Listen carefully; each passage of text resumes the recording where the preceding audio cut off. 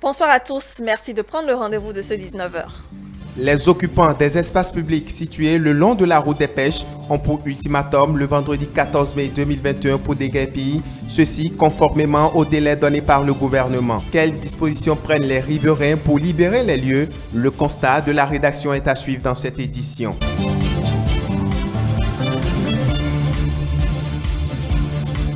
Atelier de validation du manuel de procédure adossé à la stratégie nationale de stockage pour la sécurité alimentaire. C'était ce mercredi 12 mai 2021. L'ouverture des travaux a été présidée par le conseil technique du ministre de l'Agriculture, de l'Élevage et de la Pêche.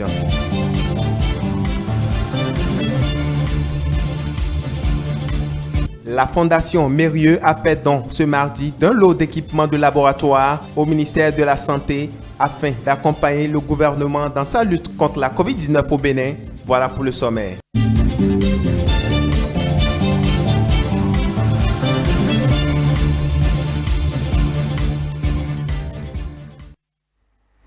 Le médiateur de la République change de tête. Le nouveau responsable de cette institution a pour nom Pascal Essou, député à l'Assemblée nationale. Il remplace le magistrat à la retraite Joseph Nyolonfou, nommé le 25 septembre 2013 en Conseil des ministres par l'ancien président Boni Yayi en remplacement de Albert Tevoedjre. Nous reviendrons sur cette information dans nos prochaines éditions.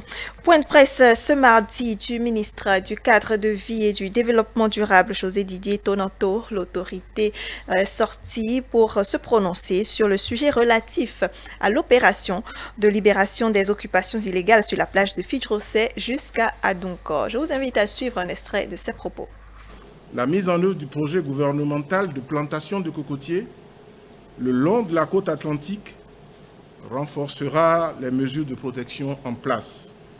Il permettra plus spécifiquement de restaurer et de protéger les ressources naturelles, d'assainir et de protéger la bande côtière contre l'érosion et lui redonner sa beauté naturelle aux fins de la promotion du tourisme.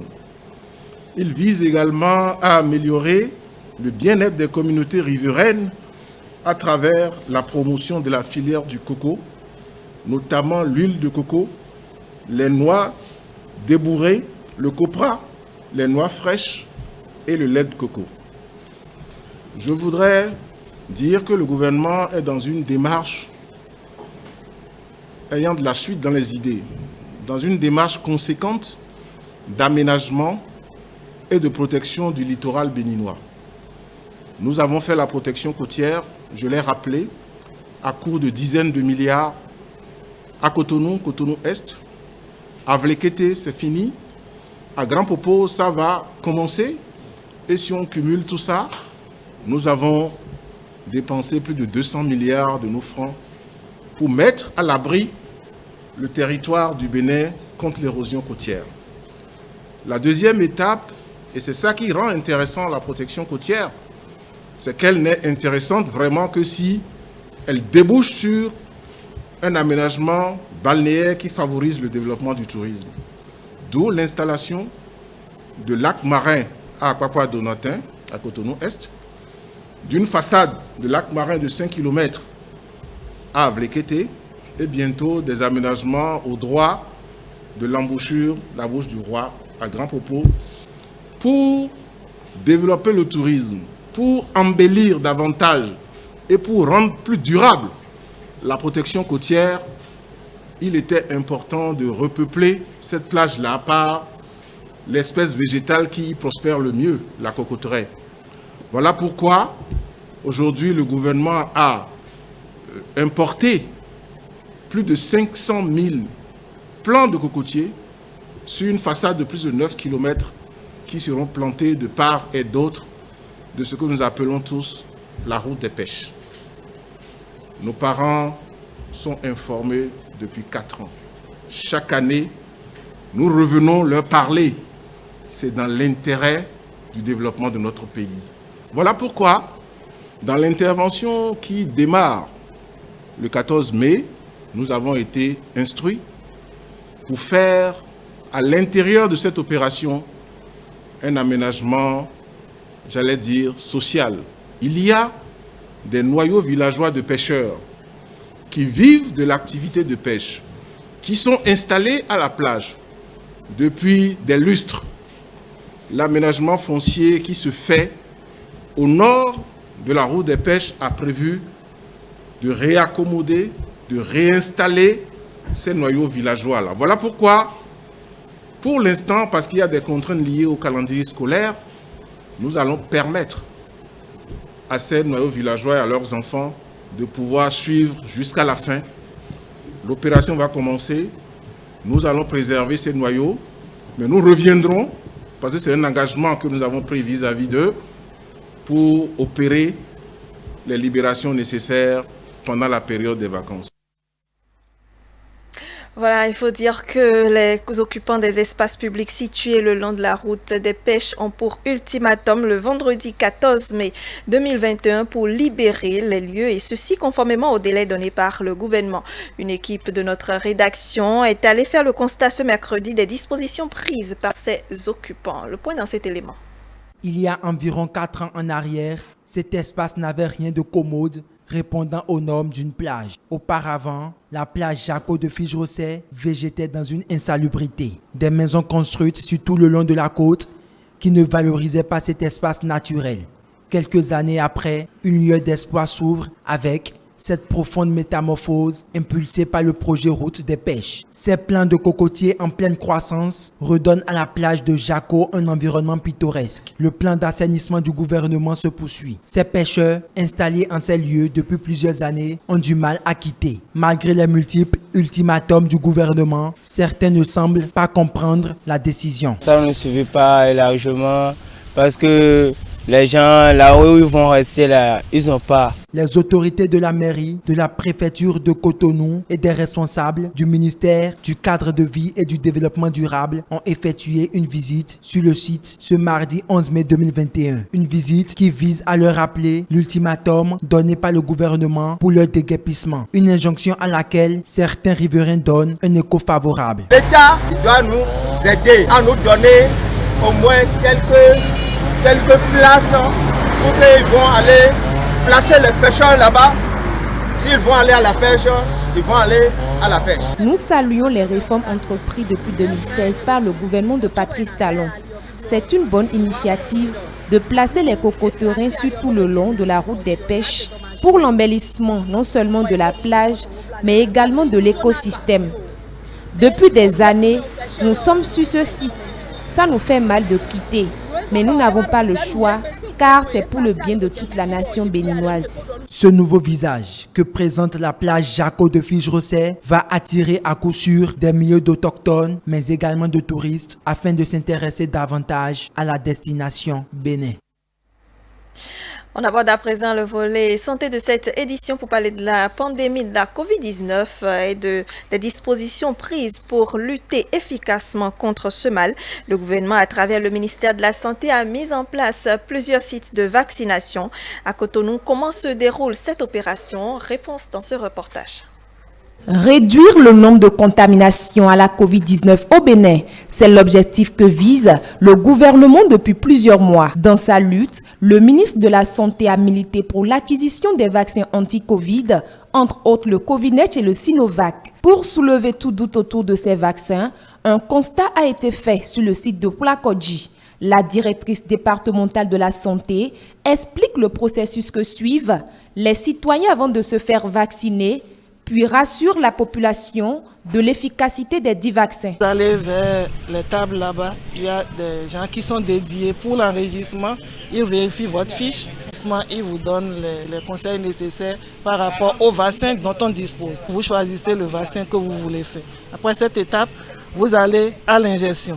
On vous injecte ce que vous avez choisi. Après cette étape, il y a une dernière étape où on enregistre vos données et on vous demande de vous asseoir quelques minutes pour vérifier si vous n'avez aucun effet. Pendant 15 minutes, vous devez rester en observation pour voir si vous n'avez aucun effet. Je voudrais lancer un appel à toute la population que la vaccination contre la Covid est une vaccination sûre et efficace.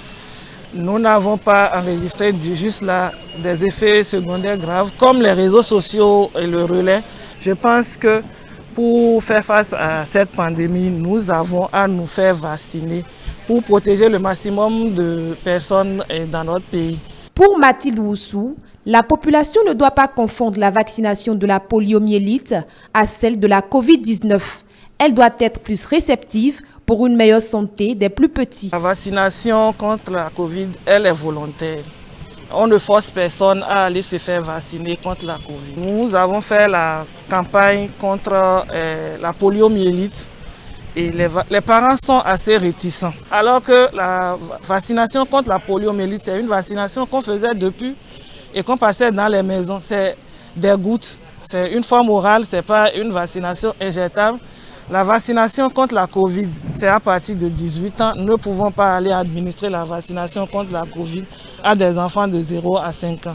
Donc les parents doivent comprendre que actuellement, c'est la vaccination contre la poliomyélite et c'est pour éradiquer la poliomyélite dans notre pays pour que nos enfants ne soient pas des enfants handicapés. Lancée depuis le 29 mars 2021, la campagne de vaccination couvrira progressivement l'ensemble du territoire national.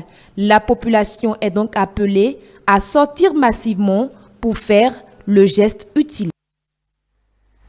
Et toujours dans le cadre de la lutte contre la COVID-19, l'Agence française pour le développement, par le biais de la Fondation Mérieux, a fait don ce mardi d'un lot d'équipements de laboratoire au Bénin. La cérémonie s'est déroulée au ministère de la Santé. Suivez. Des masques de protection médicale, des équipements de protection individuelle, des micropipettes de différents calibres, ce sont là quelques lots de matériel offert par la Fondation Mérieux pour accompagner le gouvernement béninois dans sa stratégie de riposte contre la COVID-19. Ces matériels reçus par le ministère de la Santé sont destinés au laboratoire biomédical du Bénin. Ces équipements que nous voyons devant nous aujourd'hui sont donc le signe d'un partenariat de long terme, une étape dans un travail de fond pour le renforcement des capacités béninoises de diagnostic. Je suis donc aujourd'hui très heureux de saluer tout particulièrement le partenariat entre la Fondation Mérieux et le ministère béninois de la Santé. Au nom de l'AFD, je voudrais marquer le fait que nous sommes heureux de pouvoir soutenir financièrement ce partenariat qui nous paraît vraiment important et dont le caractère stratégique est encore souligné par l'épidémie que nous vivons ensemble.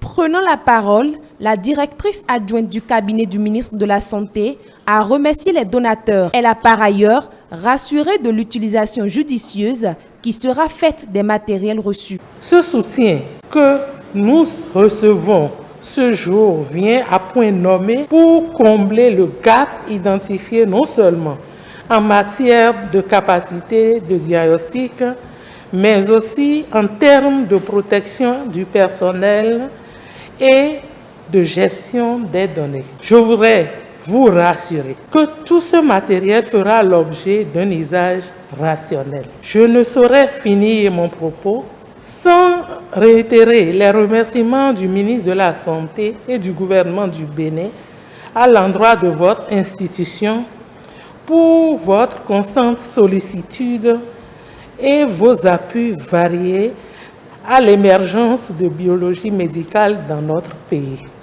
Ces matériels offerts par la Fondation Mérieux sont estimés à une valeur de 110 773 601 francs CFA.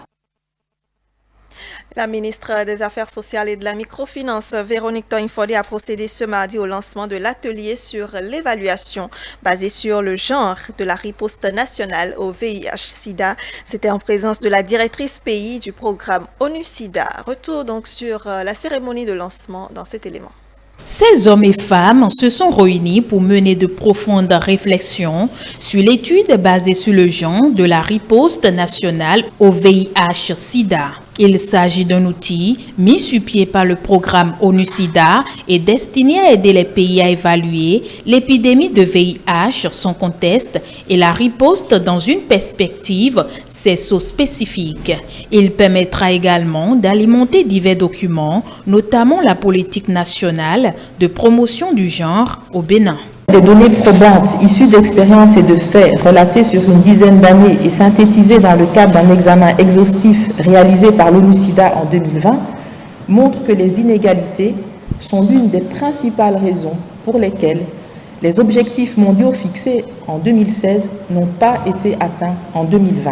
Ces inégalités sous-tendent la stigmatisation, la discrimination et la criminalisation liées au VIH qui accroissent la vulnérabilité des populations à contracter le VIH et malheureusement à décéder de maladies liées à cette pandémie. Il me plaît de mentionner aussi ici les résultats de la dernière enquête sur la stigmatisation et la discrimination liée au VIH qui est en cours de validation, mais qui montre déjà une nette régression du partage du résultat séropositif avec le partenaire. Au Bénin, l'épidémie du VIH-Sida constitue encore un problème de santé publique malgré les nombreux efforts du gouvernement.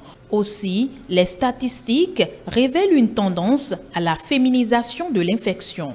Et c'est à ce titre que la ministre des Affaires sociales et de la microfinance n'a pas pu s'empêcher d'exprimer sa reconnaissance à l'endroit de l'ONU-SIDA pour cet accompagnement qui, à l'en croire, s'avère indispensable. D'après les données du Spectrum produites en 2019, nous avons 11%, 31% des nouvelles infections à VIH enregistrées chez les adolescents de 10 à 19 ans, garçons et filles, et chez les jeunes de 15 à 24 ans. Mieux, le pourcentage des adolescentes, les filles, et des jeunes filles est respectivement de 73% et 63% dans les tranches d'âge de 10 à 19 ans et de 15 à 24 ans.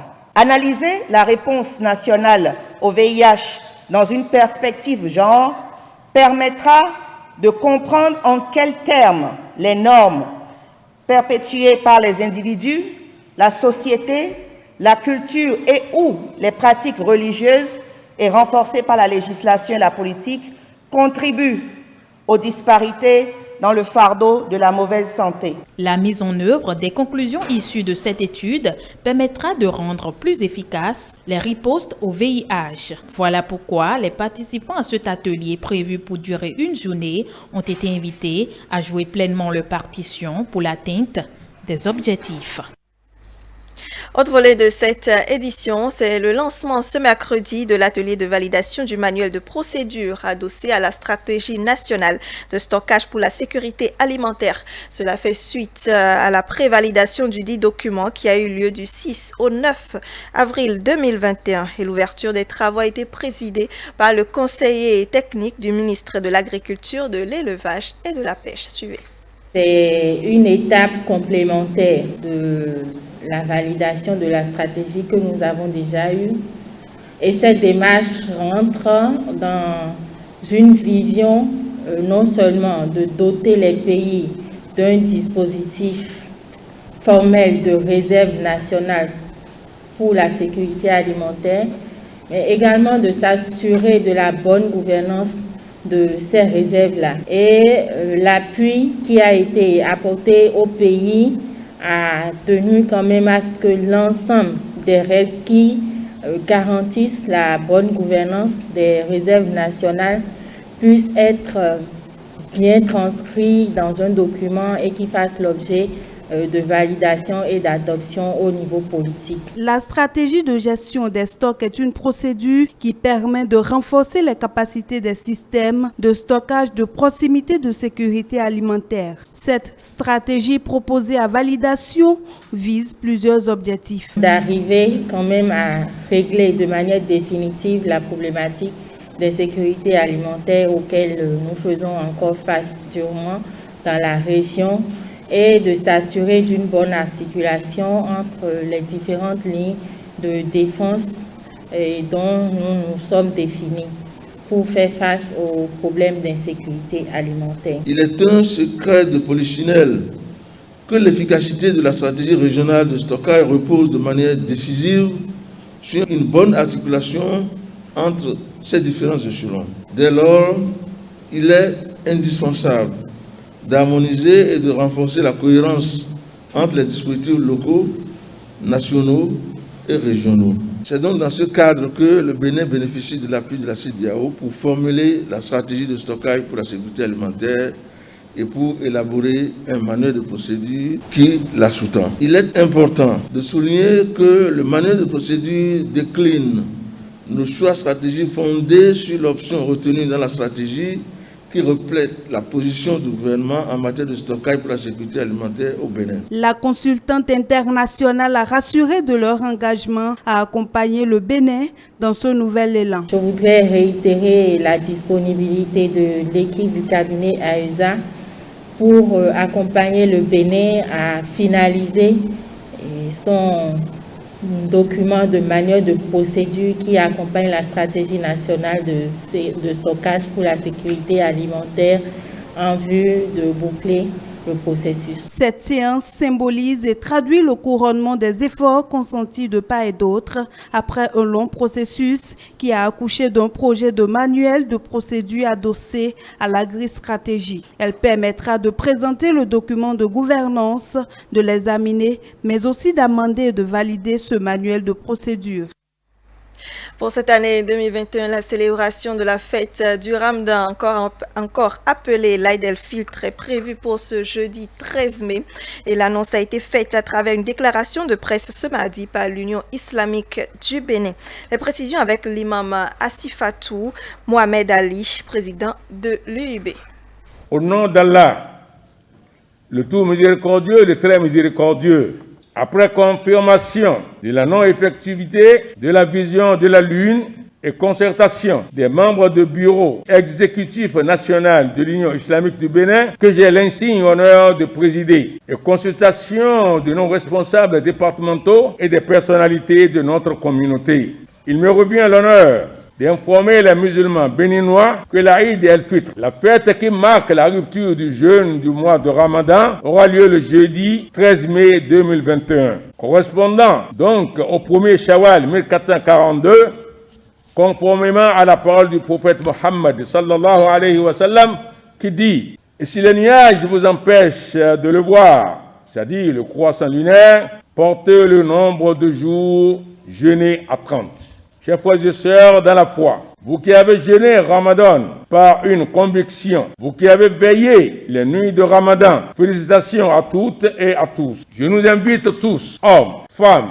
et enfants, à sortir massivement le jeudi 13 mai 2021 dans le respect strict des mesures barrières pour répondre à l'appel de rassemblement de l'Aïd. Accourez avec des visages resplendissants de lumière, beaux, marquant la fin d'un mois d'abnégation et de partage. J'implore le tout miséricordieux à vous accueillir de la meilleure des façons. J'implore le très miséricordieux à vous purifier et à vous récompenser avec largesse chaque pas que vous ferez pour participer au rassemblement du jeudi et pour les efforts que vous avez consentis pendant ce mois de Ramadan. Nous nous souhaitons tous, musulmans, une bonne fête de l'Aïd el-Fitr, qu'Allah agrée notre jeûne et nos bonnes œuvres. En ce moment de joie et d'effervescence spirituelle, j'ai une pensée particulière à l'endroit de tous les Béninois et à toutes les Béninoises, sur qui j'implore la grâce d'Allah, le Créateur suprême. Puisse le clément, le miséricordieux faire régner en permanence la paix, la concorde et la tolérance entre les membres de la société béninoise. Et pour finir, sachez que le représentant du chef de l'État au Conseil électoral de la Commission électorale nationale autonome Sénat est connu. Il a pour nom Adolphe Djiman, ancien député et membre de la mouvance présidentielle. Il a été désigné ce mercredi en Conseil des ministres. Il rejoint donc les représentants de l'Assemblée nationale que sont Saka Lafia et Boukari Adam Soulé, puis celui des magistrats Nicolas Assoba. Et le chef de file de l'opposition Paul Humpé a également choisi son représentant au sein du conseil électoral. Lui, il s'appelle Sani Gounou, membre de la Foscori pour un Bénin émergent FCBE. Il est un ancien parlementaire, député de la 7e législature. Voilà donc pour les informations de ce 19h. Merci de nous recevoir chez vous. Passez une excellente soirée en notre compagnie.